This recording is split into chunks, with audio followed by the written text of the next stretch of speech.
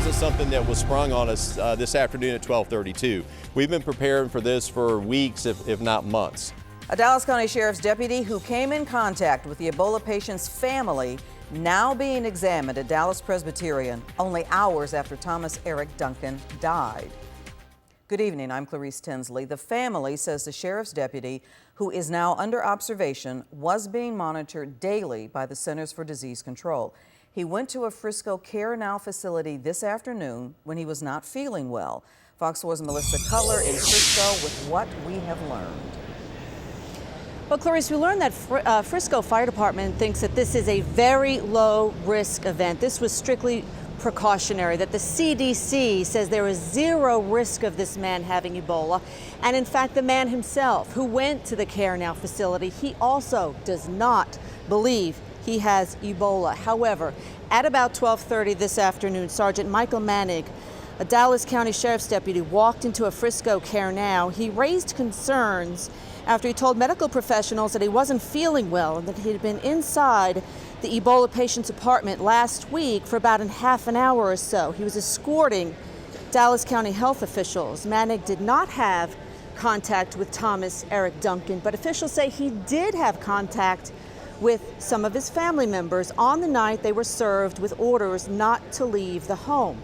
So what Frisco fire officials call an abundance of caution, 911 was called. We saw workers in the Care Now facility with masks and surgical scrubs on, and firefighters going in with full protective gear. Now, we spoke with the deputy's son, who says his dad woke up with stomach pains, no fever, no vomiting, nor any signs of Ebola symptoms. Just kind of scared, just want to make sure everything's okay.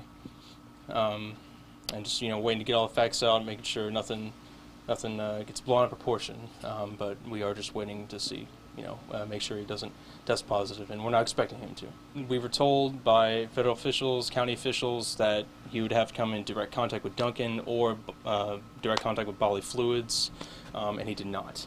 He was in the apartment for maybe 30 minutes, which we're told is nowhere, like no chance to contract the virus. Now, Monig was taken to Texas Health Presbyterian Hospital in Dallas. That is the same hospital where Duncan has been treated.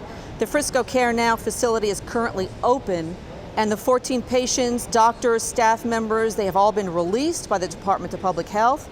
They are free to go home, and they have been home. The tests, we're told, Clarice, will come back in the next 2 days or so, 48 hours. The blood samples will be sent away, and then we will have the definitive answer then.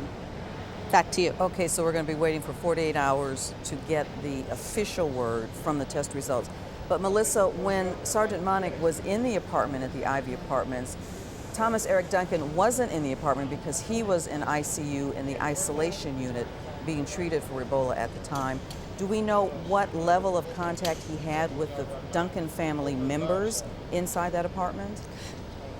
Well, I think, Clarice, you bring up a very good point. The fact that Duncan himself, Thomas Eric Duncan, was not in that apartment, that is not a detail that should, be left unsaid.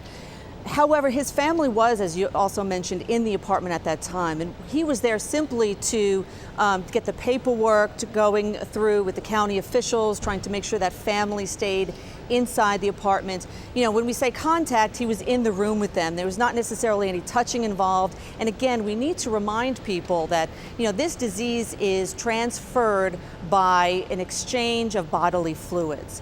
And so when the sheriff's deputy went inside the apartment, he was simply going in there, and talking with people. There was really no, physical contact, no physical exchange. So that's why the CDC is saying there is zero risk to this man right now, but because the Care Now facility wanted to go by the CDC recommendations and those guidelines, in an abundance of caution, 911 was called, and as we saw on that video, all the hazmat units, the paramedics here from the Frisco Fire Department went to that facility.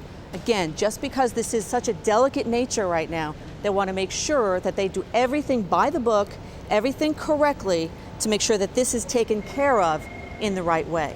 And Melissa, what about the people who are inside that Care Now at 301 West Main Street in Frisco? What will happen with them? They're going to be monitored, contacted? Is there a record of who they are?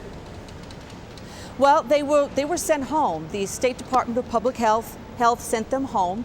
There was 14 people. There was doctors, there were patients, there were staffers.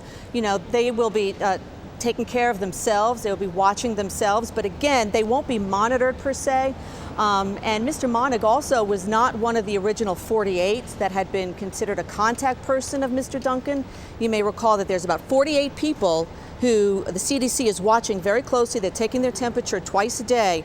Mr. Sergeant Monig was not one of those 48 people, so he was doing some self-monitoring, and those folks may do some self-monitoring, but there is no official quarantine or requirement for them to stay away from others. Okay, so they're saying at this point, zero risk, but we're going to wait 48 hours to get the test results on Sergeant Michael Monig. All right.